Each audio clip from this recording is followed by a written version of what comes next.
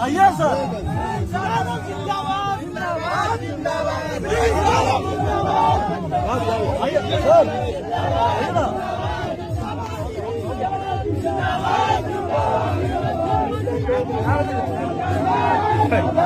इतना सब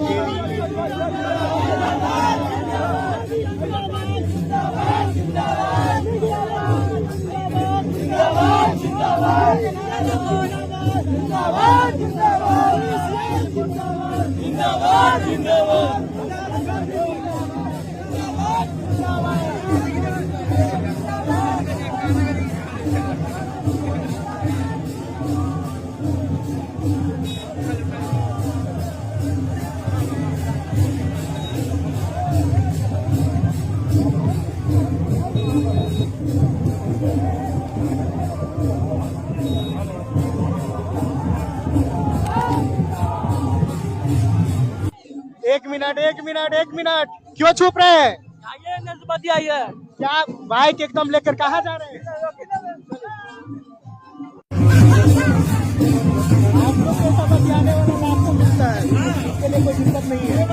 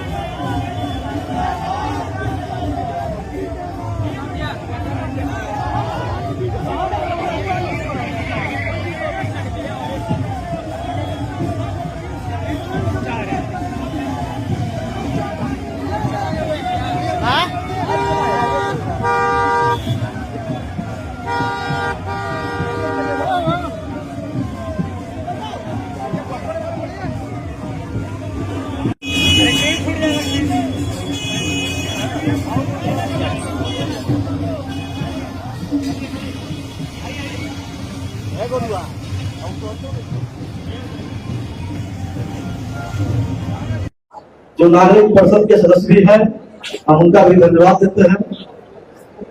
इस मंच पर उपस्थित हमारे बड़े भाई कौशल सिंह जी, सुबोध सिंह जी, हमारे गार्जियन सुरेंद्र प्रसाद यादव जी, चंद्र कुशवाहा जी, श्री पूजन कुशवाहा जी, गोविंद कुमार पांडे जी, गांधी जी,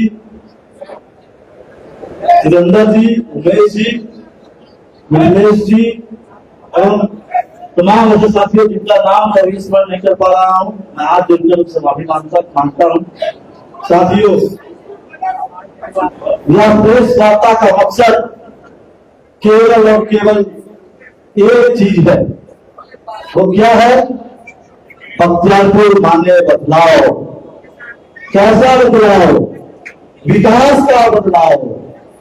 बख्तियारपुर आजादी के बाद भी इतनी बेरहम स्थिति में बख्तियारपुर को छोड़ दिया है जंगल राज के कुछ राजनेताओं ने कि आज भी बख्तियारपुर मुझे लगता है कि 245 विधानसभा में सबसे पिछड़ा विधानसभा होगा।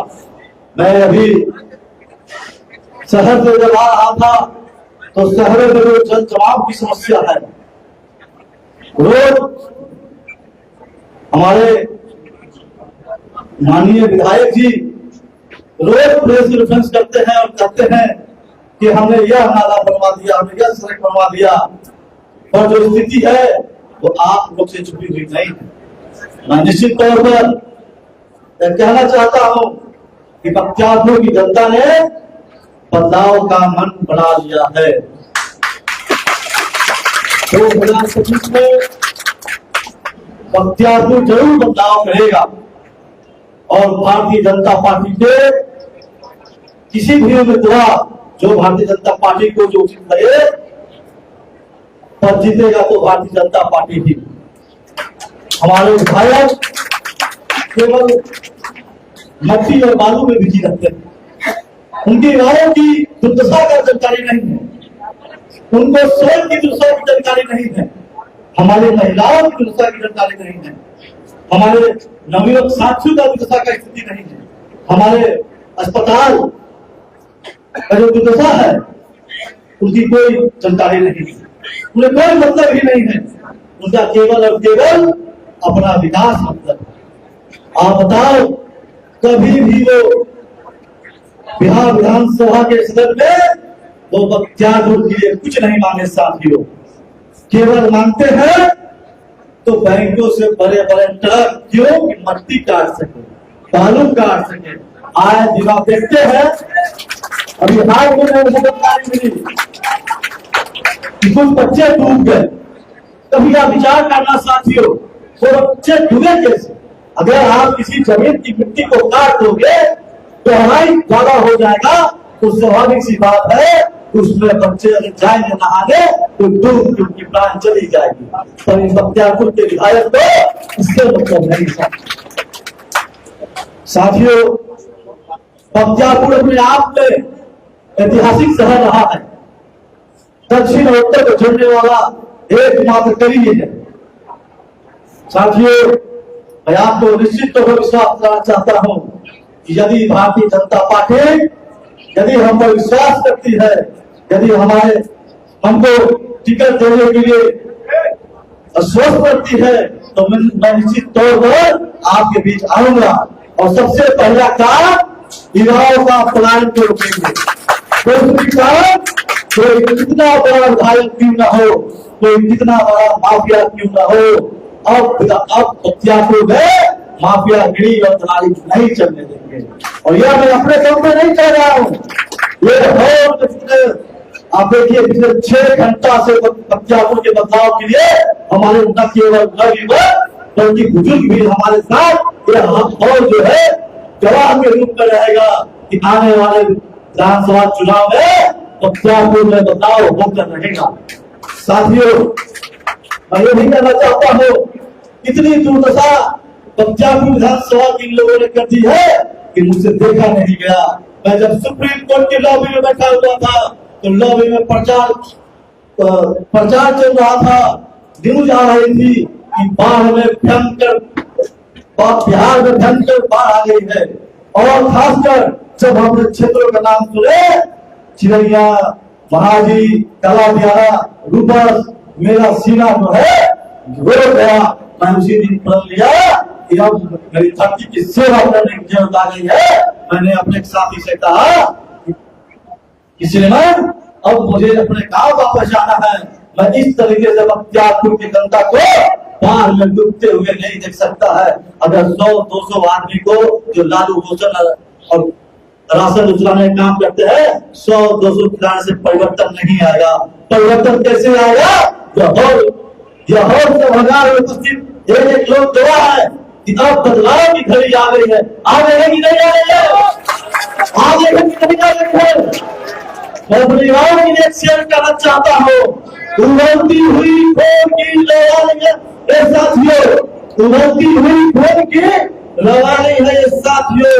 इस देश की युवा की जवानी है साथियों। सोए हुए थे अब तक जो हिंदुस्तानी, उसे जाग उठाने की कहानी है साथियों। इन साथियों के बदौलत ही, इन साथियों के बदौलत ही मैं निश्चित तौर पर कह सकता हूँ 2025 में बख्तियारपुर में बदलाव होकर रहेगी।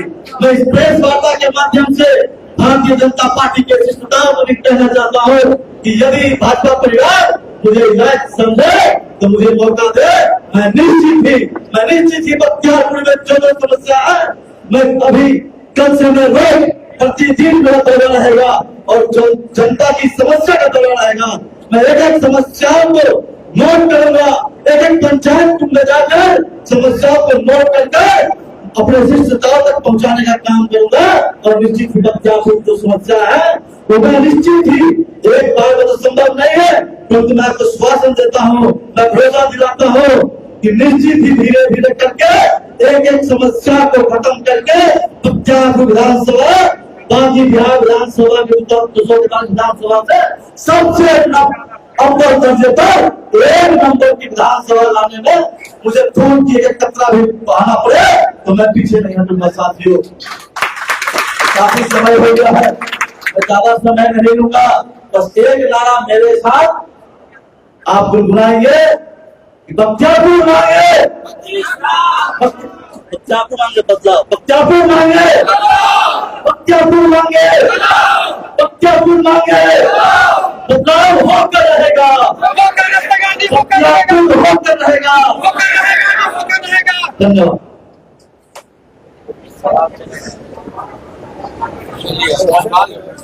यदि इन साथियों सर पलायन की बात करते हैं, पलायन को लेकर प्रशांत किशोर हमेशा मुद्दा उठा रहे हैं, तो कैसे पलायन को आप नहीं, प्रशांत किशोर जी पलायन की सिर्फ बात करते हैं। यदि उनको पलायन रोकना होता तो पहले राजनीति में नहीं आते, पहले पलायन रोकने के लिए 2-4 फैक्ट्रियों की व्यवस्था करते, जैसा कि वो दावा करते हैं हमारे बड़े भाई प्रशांत किशोर जी कि पलायन को हम रोकेंगे, हमारी सरकार आएगी तब। अरे भैया, सरकार आएगी नहीं तो बदलाव होगा क्या? अगर आप दावा करते हैं कि बड़े बड़े उद्योगपति आपके मित्र है तो 2-4 मित्रों को कहकर हमारे गरीब जनता के लिए 2-4 बख्तियारपुर में, या बख्तियारपुर छोड़ दीजिए पूरे बिहार में कहीं 2-4 फैक्ट्री देवे तो मैं समझूंगा कि प्रशांत किशोर का निश्चित ही पलायन रोकने पर वो विचार करते हैं। मोदी जी पर क्यों नहीं किए? मोदी बिहार जो है, मोदी जी प्रक्रिया क्यों नहीं लगे? जो बातें उनका कहना है कि विपक्ष पार्टी को या फिर सत्ता पार्टी को सभी लोग हमारी मैनिफेस्टो के रास्ते पे चलने की बात करते हैं, पलायन रोकने की बात पहले आप नहीं करते थे, अब नीचे करते हैं। बिल्कुल नहीं। हमारे नरेंद्र मोदी जी ने अभी हाल में सभी हम कैबिनेट मिनिस्टर को और अलग अलग मिनिस्टरों को साफ तौर में कहा है, आपको देखा बिहार में कभी पखाना बोर्ड का स्थापित नहीं हुआ, जब पहली बार पखाना बोर्ड बिहार में स्थापित होने का काम हुआ तो माननीय हमारे प्रधानमंत्री नरेंद्र मोदी जी का काम नहीं हुआ। ऐसे और भी आने को रोजगार देने का व्यवस्था जो है हमारी नरेंद्र मोदी सरकार कर रही है, धीरे धीरे आपको एक पटल पर देखने को मिलेगी।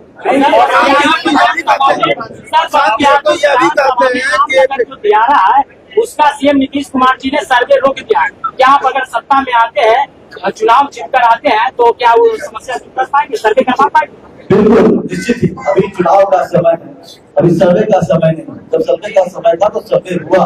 अब क्या बिल्कुल उम्मीदवार जैसे यहाँ पे तैयारियां कर रही है भाजपा जैसे क्यों आप ही के ऊपर इसे नहीं, मैं ये नहीं कह रहा भारतीय जनता पार्टी मुझे भारतीय जनता पार्टी बख्तियारपुर विधानसभा से किसी को भी देगी टिकट, मैं उसके साथ हूँ। मैं यहाँ विधायक बनने के लिए नहीं आया हूँ। मैं आपको बता देना चाहता हूँ कि बख्तियारपुर विधानसभा बीजेपी जो है किसी को भी टिकट देगी, मैं उनके कदम से कदम चलने के लिए तैयार हूँ। मैं भाजपा परिवार के साथ हूँ। सर बख्तियारपुर के पूर्व जो भाजपा विधायक करण विजय सिंह लल्लू मुखिया वो कहते हैं जितने भी प्रत्याशी है जब टिकट लेना है तो प्रेस वार्ता, लेकिन क्षेत्र में काम का समय कहाँ है? वो 5 साल कहाँ रहते हैं जो टिकट के लिए सिर्फ आते हैं? एक चीज बताइए, अभी विधायक कौन है भैया? क्या हमारी पार्टी का विधायक नहीं? क्या आप बताओ, आप पूछो अपने वर्तमान विधायक जो है बख्तियारपुर के, वो क्यों नहीं हमारे समाज का विकास करते हैं? क्यों नहीं विधानसभा में बाढ़ को रोकने के लिए, बाढ़ के किसानों की व्यवस्था करने के लिए, मजदूरों की व्यवस्था करने के लिए आपने कभी एक आवाज उनसे सुना है क्या? कभी नहीं सुन सकते। क्यों? कि उनको बख्तियारपुर का विकास नहीं चाहिए, उनको अपना विकास चाहिए। जिनको अपना विकास चाहिए होगा तो सदन में उनका खुलेगा क्या? कभी प्रयास कर रहे की बात की, जवाब की बात की, नीतीश जी कहते हैं चका बिहार में आपने इसकी बात की।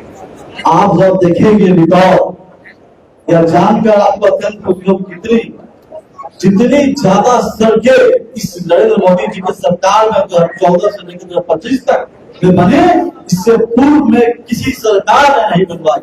मैं आपको आश्वासन देता हूँ इस बार बिहार में भारतीय जनता पार्टी की सरकार बनेगी।